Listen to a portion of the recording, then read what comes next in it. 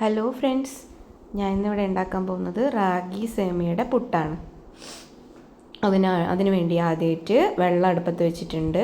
കുറച്ച് ഉപ്പ് ഇട്ടിട്ട് വെള്ളം ഒന്ന് ചൂടായിട്ടുണ്ട്. ഇനി നമുക്ക് റാഗി സേമിയ ഇതിലേക്ക് ഇട്ട് കൊടുക്കാം. ഇത് ജസ്റ്റ് ഒന്ന് ഇട്ട് കൊടുത്താൽ പാടെ സ്റ്റൗ ഓഫ് ചെയ്തോ, കാരണം ചൂടുവെള്ളത്തിൽ നിന്ന് തിളയ്ക്കേണ്ട ആവശ്യമില്ല. അതൊന്ന് കുതിർന്ന് വരുന്നവരെ ഒരു 3 മിനിറ്റിൽ നമുക്കവിടെ വെക്കാം. സമയത്ത് നമുക്ക് പുട്ടിനാവശ്യമായ തേങ്ങ ചിരകിയെടുക്കാം.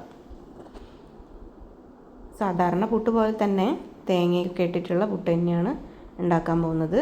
ഇത് റാഗി സേമിയ കൊണ്ട് ഉണ്ടാക്കുന്നതെന്ന് മാത്രമേ ഉള്ളൂ. വളരെ സിമ്പിളായിട്ട് ഉണ്ടാക്കിയെടുക്കാൻ പറ്റുന്നൊരു ബ്രേക്ക്ഫാസ്റ്റാണ്.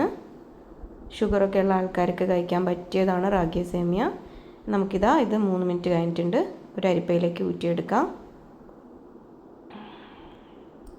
പുട്ടുണ്ടാക്കുന്നത് എങ്ങനെയാണെന്ന് നോക്കാം. ഇനി ഒന്നുമില്ല, സാധാരണ പോലെ തന്നെ തേങ്ങ ഇട്ട് കൊടുത്തിട്ട് പുട്ടും കുറ്റിയിലേക്ക് സേമിയ അധികം ഇങ്ങനെ കുത്തി നിറയ്ക്കാതെ കുറച്ച് കുറച്ചായിട്ട് ഇട്ട് കൊടുക്കുക.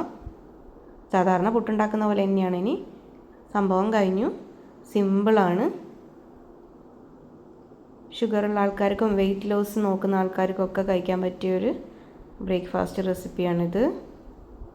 നമുക്ക് പാനി അടുപ്പത്ത് വെച്ചിട്ടുണ്ട്. പുട്ടും കുറ്റി വെച്ച് കൊടുക്കാം.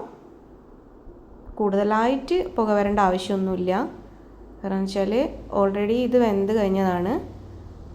നമ്മളിനി അതൊന്ന് സെറ്റാവാൻ വേണ്ടി വെച്ചിട്ടുണ്ട്. ഒന്നുകൂടി പുക വരുത്തിയെന്നേ ഉള്ളൂ. നമ്മുടെ പുട്ട് ഇങ്ങനെയാണുള്ളത്. അങ്ങനെ നമ്മുടെ റാഗി പുട്ട് റെഡി ആയിട്ടുണ്ട്.